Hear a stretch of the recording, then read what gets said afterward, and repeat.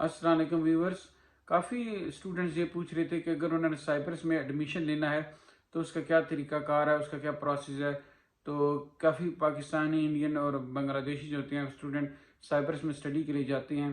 तो मैंने कहा आज मैंने एक शख्सियत को बुलाया था जो हमें साइप्रस में एडमिशन के बारे में ब्रीफली थोड़ा सा बता देंगे, ताकि स्टूडेंट की जो कन्फ्यूजन जो सी है वो क्लियर हो जाए। तो हमारे बहुत ही अच्छी गेस्ट हैं मरीम ख़ान। तो आप इनसे हम पूछेंगे साइप्रस के एडमिशन के बारे में। जी मरियम, वेलकम बैक, आप इधर आए हमारे चैनल में, बहुत शुक्रिया आपका। तो आप साइप्रस के एडमिशन के बारे में हमें कुछ बताएं प्लीज़। जी, साइप्रस के एडमिशन के लिए सबसे पहले तो आपको कॉलेज का ऑफ़र लेटर चाहिए, ठीक है। ऑफ़र लेटर जब आप हासिल कर सकते हैं तो उसमें आपको पोलियो सर्टिफिकेट है, आपका मेडिकल है, मेडिकल में हेपेटाइटिस का जो पेशेंट है वो साइप्रस में नहीं आ सकता, ये बहुत इंपॉर्टेंट है। और मेडिकल के बाद आपकी 6 लाख आपकी एटलीस्ट बैंक स्टेटमेंट होनी चाहिए जो कि 6 महीने तक जो है ना वैलिड हो। सम टाइम कुछ लोगों को तो 3 महीने की बैंक स्टेटमेंट पर भी एडमिशन मिल गया है। और इसके साथ साथ आपका जो है ऑफ़र लेटर मैंने आपको बता दिया, बैंक स्टेटमेंट बता दी, आपका मेडिकल बता दिया। आपने आइल्स लाजमी करना है जिसमें आपके 5 बैंड जो हैं वो भी चलेंगे। पहले इनके पास आइल्स की जो है वो इन्होंने रिस्ट्रिक्शन नहीं लगाई थी, मगर अब इन्होंने आइल्स जो है वो रिस्ट्रिक्ट कर दिया है। तो मरियम, आप हमें ये बताएं भाई, सबसे पहले क्या प्रोसेस होगा दाखिले के लिए, अगर इसके लिए क्या क्वालिफिकेशन होनी चाहिए पाकिस्तान में, मिसाल के तौर पर लेट से। लाजमी है कि आपने कम से कम एफ़ए किया हो, ठीक एफ ए है। किया हो, ठीक है एफ़ए जी। पे आप जो है अप्लाई कर सकते हैं, मैट्रिक पे आप अप्लाई नहीं कर सकते। ठीक है, अगर किसी ने एफ ए किया हुआ फिर उसके बाद वो क्या करेगा, नेक्स्ट स्टेप क्या होगा। नेक्स्ट स्टेप ये है कि आपने कॉलेज से ऑफ़र लेटर लेना है, ठीक कोई है। भी कॉलेज हो, मसलन कौन से कॉलेज। मसलन ज़्यादातर मैं आपको चीप कॉलेजेस बता देती हूँ, मैं यूनिवर्सिटीज़ की बात नहीं कर रही हूँ। यूनिवर्सिटीज़ को तो आप उनकी वेबसाइट से भी कवर कर सकते हैं। चीप कॉलेज में कासा कॉलेज आता है, अमेरिकन कॉलेज आता है, ग्लोबल कॉलेज आता है, सीडीए कॉलेज आता है। इसमें जो है ज़्यादातर बांग्लादेश, पाकिस्तान, नेपाल और इंडिया से स्टूडेंट्स आते हैं। ये जो आप कॉलेज बता रहे हैं ये सारे एक ही सिटी में हैं या डिफरेंट सिटीज़ में हैं। नहीं, मैं आपको निकोसिया के कॉलेजेस बता रही हूँ। ये जो है साइप्रस का जो कैपिटल है निकोसिया, ये वहाँ पर हैं सारे कॉलेजेस। अच्छा, तो इसका मतलब है जब बंदे ने, किसी बच्चे ने यानी एफ ए किया हुआ हो, तो वो फिर जो कॉलेज आपने बताया इनके साथ बंदा मतलब है कांटेक्ट करता है, और जब वो कहती हैं उसके बाद क्या प्रोसेस है फिर। जी, ऐसा है कि आप ज़्यादातर लोग तो एजेंट के थ्रू कांटेक्ट करते हैं। कुछ लोगों को यहाँ से कुछ स्टूडेंट जो हैं वो उनका कॉलेजेस के साथ कांटेक्ट करवा देते हैं, लेकिन मुझे ये पता है कि एजेंट के थ्रू कांटेक्ट करना लाजमी है या किसी मिडल मैन का होना लाजमी है। इसमें मैं आपको ये बताती चलूँ कि जो कॉलेज आपको अगर फ़ी ऑफ़र कर रहा है ना एडमिशन की, जैसे लाइक 4000 यूरो आपको कॉलेज ऑफ़र कर रहा है, तो उसमें जो आपको स्टूडेंट, जो यहाँ पे अगर कोई स्टूडेंट है वो आपको कॉलेज से मिलवाता है, तो कॉलेज 800 यूरो उसको देगा, ठीक, अच्छा, एज ए कमीशन। ठीक है। या वो 800 यूरो उस एजेंट को पे करेगा एज ए कमीशन, जो आपको कॉलेज तक लेकर आया है। यानी मेरा मतलब है अगर कोई एजेंट हो जाए या कोई स्टूडेंट हो जाए, वो अगर किसी का एडमिशन कराता है तो कॉलेज जो होता है वो उसको 800 डॉलर देता है। जी, 800 यूरो देता है। 800 यूरो तो देता है। बेटर है कि आप कॉलेज से जो है ना डायरेक्ट हो जाएं। खुद ही रब्ता जी। करें। अब अगर किसी बच्चे ने अगर एडमिशन के लिए किसी कॉलेज से खुद रब्ता कर लिया है तो वो फिर अपनी डिग्री वगैरह उनको देगा, फिर क्या प्रोसेस है उसके बाद। जी बिल्कुल, आपके सर्टिफाइड डॉक्यूमेंट्स वो तो आपको पता ही है कि आपने HEC से, और आपको पता है स्टेप बाय स्टेप आपने अपने डॉक्यूमेंट्स जो हैं वो प्रूव करवाने हैं, टेस्ट करवाने हैं, ठीक है, वो आपने देना है। बाकी मैंने चीज़ें आपको बता दी हैं एक ऑफर जरा दोबारा लेटर। बताएंगे जरा प्लीज। इसमें पोलियो सर्टिफिकेट है, आपका मेडिकल है, आपकी बैंक स्टेटमेंट है, आपका आइल्स टेस्ट है, आपका ऑफर लेटर है। ये सब आपने कॉलेज को जो है चीज़ें सबमिट करानी है। बल्कि सॉरी, कॉलेज तो आपको एक लिस्ट देगा ऑफर लेटर के साथ। ये सब चीज़ें आपने वहाँ पे एम्बेसी में, इसकी एम्बेसी जो है वो वेस्टेज एरिया में है।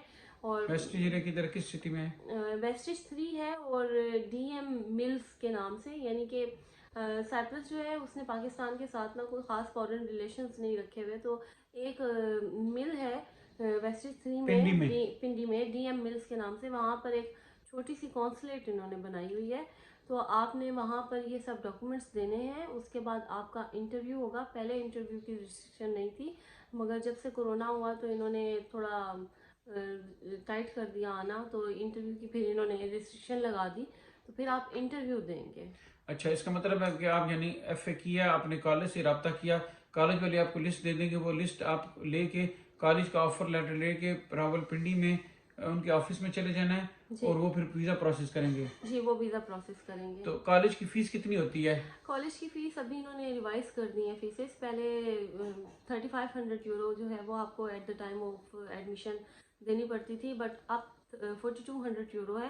اور یہ میں آپ کو سب سے چیپ کالج بتا رہی ہوں, کاسا کالج, جو کہ سب سے چیپ کالج ہے. اور میں آپ کو یہ بھی بتاتی چلوں کہ اگر آپ امریکن CDA گلوبل کالج میں ایڈمیشن لیتے ہیں تو وہ آپ کو فورس نہیں کریں گے کلاس میں آنے کے لیے, مگر آپ کاسا کالج میں ایڈمیشن لیتے ہیں تو آپ کو پراپر اپنی جو ہے اٹینڈنس اس پہ فوکس کرنا پڑے گا. آپ کو کالج جانا پڑے گا, آپ کو اسٹڈی بھی کرنی پڑے گی اور اسائنمنٹس بھی بنانی پڑیں گی. تو یہ مجھے بتائیں مریم, یہ جو آپ بتا رہی ہیں یہ جو کاسا کالج ہے تو کیا سے کہتے ہیں ان میں یہ کوئی ویزا کی بھی ہیلپ کرتے ہیں, کوئی ہاسٹل وغیرہ کی کوئی دیتے ہیں, پرووائڈ کرتے ہیں کہ نہیں کرتے ہیں؟ جی بالکل کرتے ہیں. یہ آپ انہیں بتائیں گے کہ ہمارے یہاں کوئی جاننے والا نہیں ہے تو وہ یہاں پہ جو ان کے پرانے ریفرنس ہیں, اسٹوڈنٹس ہیں, یہ ان کو پوچھیں گے, بتائیں گے اور آپ کی جو ہے رہائش اس کا بھی انتظام کریں گے. تو مریم میں آپ سے یہ پوچھنا چاہ رہا تھا کہ آپ مجھے یہ بتائیں گے کہ کیا سے کہتے ہیں اگر یہ کاسا کالج سے رابطہ کرتے ہیں تو کون کون سے سبجیکٹ میں آپ ایڈمیشن لے سکتے ہیں, ایڈمیشن کی کس کس فیلڈ میں لے سکتے ہیں, یہ بتائیں پلیز. جی اس میں آپ کا 4 سال کا کورس ہوگا. ایک ہے ہوٹل مینجمنٹ اور دوسرا ہے بزنس ایڈمنسٹریشن. اور ہوٹل مینجمنٹ سے پہلے جیسے کہ ابھی آپ نے ایڈمیشن لیا ہے, جس میں آپ کا ایک آپشنل ایئر ہے, اس میں یہ آپ کو انگلش پڑھائیں گے. یعنی 6 منتھس کا ایک دفعہ کورس ہے, اسے یہ پرائمری انگلش لینگویج کورس کہتے ہیں. اور جب آپ وہ کلیئر کر لیں گے تو یہ آپ کو اندر 6 منتھس کا آپشنل کورس کرائیں گے. اور جب آپ ایڈمیشن لے کر کالج میں آ جاتے ہیں تو پھر یہ آپ کا ایک انگلش ٹیسٹ لیتے ہیں اور اس میں یہ اندازہ لگاتے ہیں کہ آپ کی انگلش جو ہے وہ کتنے % ہے. آیا آپ کو پرائمری کورس میں بیٹھنا ہے یا سیکنڈری کورس میں بیٹھنا ہے, یا آپ کی انگلش اتنی اچھی ہے کہ یہ آپ کو دونوں میں سے کسی بھی کورس میں نہیں بٹھائیں گے اور ڈائریکٹ آپ کو آپ کی کلاس میں بھیج دیں گے. یعنی مطلب یہ ہے کہ انگلش کا یہ خود ہی پڑھاتے ہیں, اگر آپ داخلہ لے لیں تو پھر اس کے بعد یہ انگلش لیول کو چیک کرتے ہیں کہ آپ انگلش لیول کیا ہے, پھر اس کے بعد ایک 2 گروپ بنا دیتے ہیں. جی بالکل, ایک سیکنڈری ایک پرائمری. ایک سیکنڈری اور ایک پرائمری. تو پرائمری والا کتنے عرصے میں اپنا کورس کمپلیٹ کرتا ہے؟ دونوں کے لیے 6 منتھس ہیں. 6 منتھ اس میں 2 پڑھتے ہیں یعنی. جی اور جو پرائمری والا اگر کورس کرتا ہے انگلش لینگویج کا تو اس کے بعد پھر اس کو سیکنڈری بھی لینگویج کرنی پڑے گی کہ نہیں؟ جی جو پرائمری میں جائیں گے وہ تو ڈیفینیٹلی سیکنڈری کو کلیئر کریں گے, لیکن کچھ لوگوں کو وہ سیکنڈری میں بٹھاتے ہیں, یعنی کہ ان کا لیول تھوڑا بہتر ہوتا ہے تو وہ ان کو سیکنڈری میں بٹھا دیتے ہیں. تو اگر یعنی سیکنڈری والے تو 6 مہینے کا کورس کریں گے, لیکن جو پرائمری والے ہیں وہ 6 مہینے کا کورس کریں گے اور اس کے بعد پھر 6 مہینے کا اور کریں گے, یعنی سال کا کریں گے. آپشنل بن گیا. جی یہ آپشنل ہے. تو یہ مجھے بتائیں کہ کیا سے کہتے ہیں فیس کتنی اندازن ہوگی, یہ بتائیں گے پلیز. 4200 یوروز. جی اور یورو. کھانے پینے کا رائش وغیرہ ملا کے منتھلی کتنا بن جاتا ہے؟ اب پہلے تو اتنا زیادہ نہیں تھا, مگر اب چونکہ کورونا کی وجہ سے کافی ایکسپینسو ہو گئی ہیں چیزیں. آلموسٹ آپ کا رہائش, میس, بل, رینٹ سب ملا کے آپ کا آلموسٹ 400 یورو اتنا خرچہ ہو جاتا ہے 400 euro per month. Per month. اور فیس جو سی ہے 4200 یہ سال کی فیس ہے. یہ سال کی فیس ہے. سال کی فیس ہے. اور یہ مجھے بتائیں کہ ویزا سکسیس کے کیا چانسز ہیں پلیز؟ ویسے 100% ویزا مل جاتا ہے آسانی سے؟ مل جاتا ہے. ویزا مل جاتا ہے آسانی سے. اور آئلٹس کا جو ایگزام ہوتا ہے اگر کسی نے کرنا ہے تو اس کے کتنے گریڈ ہونے چاہیے؟ 5 بینڈ ہونے چاہیے لازمی. اور اس کے علاوہ مریم آپ یہ بتائیں گے کہ یہ جو ہوتا ہے بندہ اگر کوئی ہوٹل مینجمنٹ میں کام اسٹڈی کر رہا ہے, اور اس کے علاوہ کون سا کورس بتا رہی تھی؟ Business administration. تو اس دوران وہ بندہ بچہ اسٹوڈنٹ کام بھی کر سکتا ہے, کوئی دوسرا ایکسٹرا پارٹ ٹائم کام وغیرہ؟ جی بالکل کر سکتا ہے.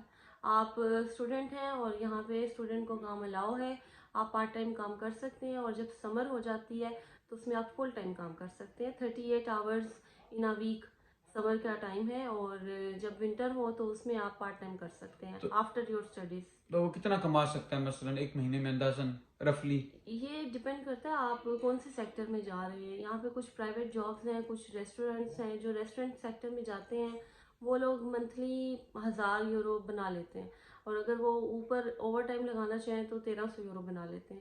جو پرائیویٹ سیکٹر میں جاتے ہیں کچھ لوگ, جیسے اسٹوڈنٹ کو ٹو بی ویری آنیسٹ یہاں پہ اتنا اچھا کام کرنے کی اجازت نہیں ہے. خاص طور سے اگر آپ بزنس ایڈمنسٹریشن میں آتے ہیں تو اسٹوڈنٹ صرف کلیننگ ورک کے لیے ہی الاؤڈ ہوتے ہیں. تو اس میں آپ کی جو فیلڈز ہیں وہ کافی نیرو ہو جاتی ہیں, ریسٹرکشن ہو جاتی ہے آپ پہ. ہاؤس کلیننگ میں آپ جا سکتے ہیں, اور اس میں اب یہاں پہ 6 یورو پر آور ریٹ ہے اور لوگ 6 یورو پر آور سے کام کرتے ہیں. پارٹ ٹائم جاب 6 یورو پر آور جی ریٹ ہے، اگر آپ پارٹ گھر ٹائم. میں کام کرنا چاہیں تو وہ اس سلسلے میں اب یہ بھی کر سکتے ہیں. تو مجھے یہ بتائیں مریم، یہ اگر بندہ اسٹڈی کمپلیٹ کر لیتا ہے تو اس کا آگے کیا اسکوپ ہوتا ہے، اس کے بارے میں کچھ بتائیں گے پلیز؟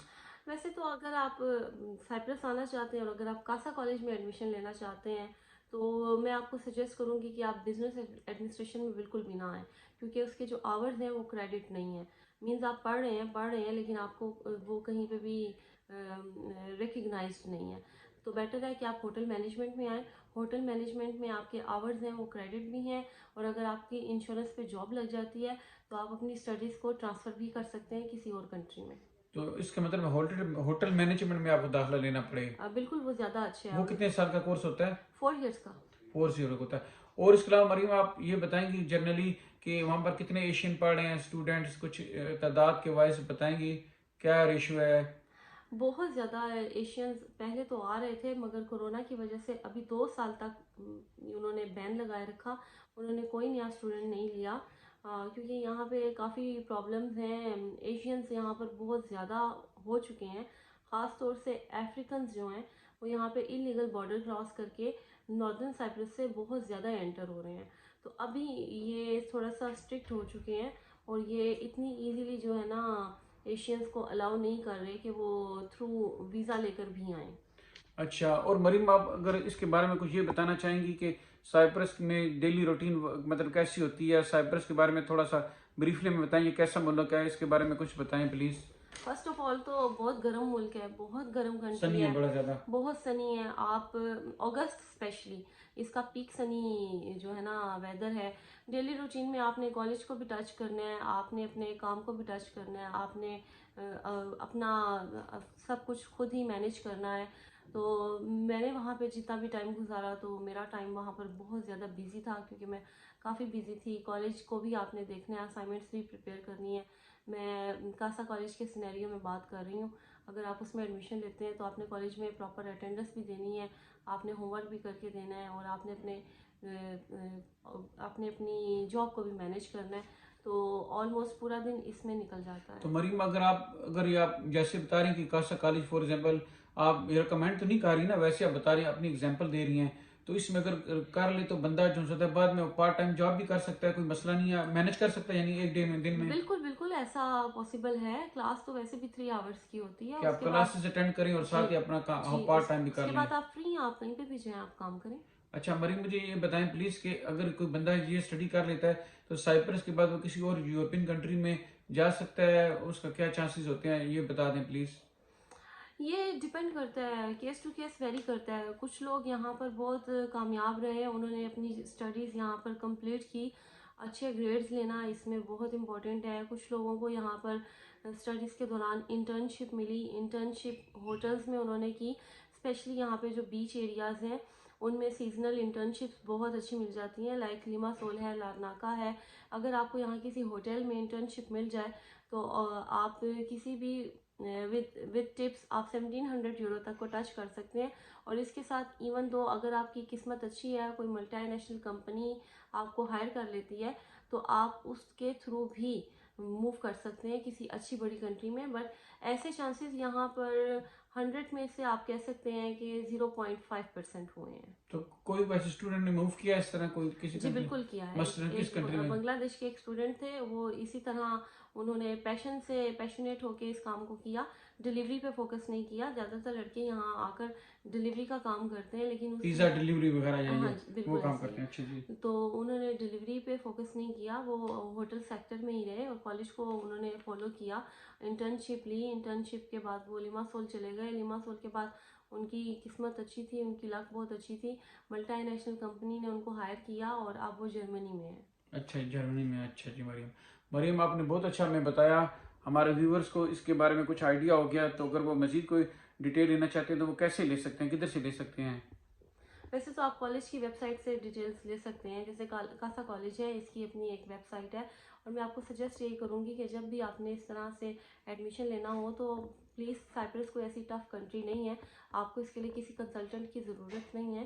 آپ ڈائریکٹلی کسی بھی کالج کی ویب سائٹ سے ایڈمیشن لے سکتے ہیں. اس میں آپ کو ایک چیز ہے جو کہ میں نے اس میں کافی پیسے ضائع کیے تھے، اس لیے میں آپ کو بتانا چاہتی ہوں.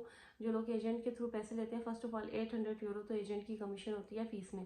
اس کے بعد ایجنٹ آپ کو کال کریں گے جب آپ نے بورڈ ان ہونا ہوگا جہاز میں. وہ آپ کو پریشرائز کریں گے اور کہیں گے کہ آپ ہمیں 35,000 دے دیجئے پاک روپیز، تاکہ آپ کو جو ہے ہم بورڈ ان ایزیلی کروا لیں. ادروائز اگر آپ کو امیگریشن نے نقلی ویزے کے ڈاؤٹ میں اتار لیا تو ہم اس کے ذمہ دار نہیں ہوں گے. تو میں آپ کو یہ بتاتی چلوں، آپ کا ویزا اصلی ہے تو کوئی آپ کو کچھ نہیں کر سکتا، بورڈ آف نہیں کر سکتا. ایجنٹ سے پریشرائز کر کے جاتے جاتے بھی آپ سے 3500 پاکستانی روپیز جو ہیں وہ وصول کرتے ہیں. تو اس کا مطلب ہے یعنی آپ یہ کہہ رہے ہیں کہ بندے نے اگر لینا تو خود ہی ٹرائی کریں. بالکل، بہتر ہے. آپ خود کریں، یہ زیادہ بیٹر ہے. چلیں مریم، بہت شکریہ، آپ نے ہمیں ٹائم دیا، اور کافی جو اسٹوڈنٹس ہیں وہ اس بارے میں کچھ گائیڈ حاصل کرنا چاہتے ہیں تو ہوپ فلی آپ کی اس ویڈیو سے وہ اچھی انفارمیشن لیں گے. بہت شکریہ آپ کا، thank you very much. Welcome. Welcome G.